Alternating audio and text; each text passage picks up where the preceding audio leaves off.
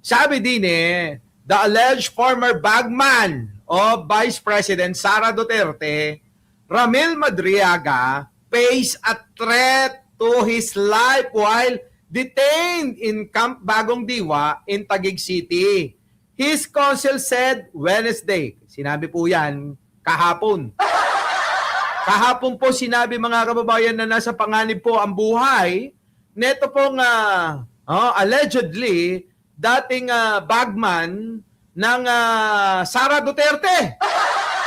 Dating bagman. Oo, mga kababayan ko, bagman.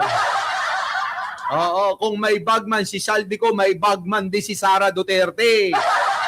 Yan, mga kababayan, nakaw!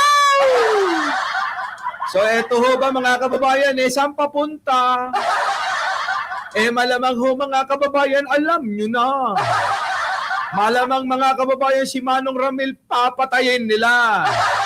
Sabi ko nga sa inyo, mga kababayan, si Manong Ramil lang ang tanging isa sa mga susi para mapanagot at mailabas ang pagkataong totoo ni Sara.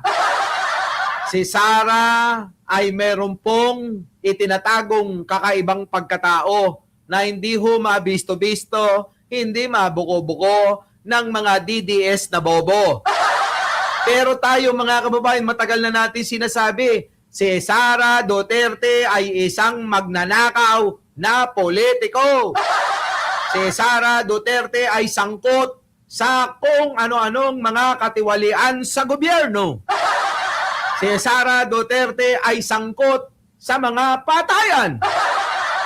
Kita nyo, mga kababayan ko, sa article of impeachment ni Sara Duterte, kasama po doon ang extrajudicial killing.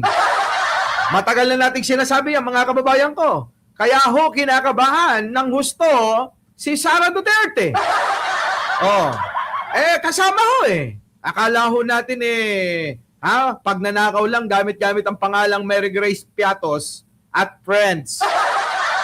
Sino yung mga friends, Boss Mike? Di yung sila Kokoy Villamin, yung mga galing sa kung ano-ano mga pangalan ng mga nasa grocery, Chicheria family, at marami pa hong iba, mga kababayan, ay hindi lang ho yung pagbabanta sa buhay ni Pangulong Bongbong at kay First Lady, kundi pati ho yung pong pagnanakaw sa pera, ang pinakamatindi pang nadagdag at nagulat ang karamihan, kasama din sa kaso ng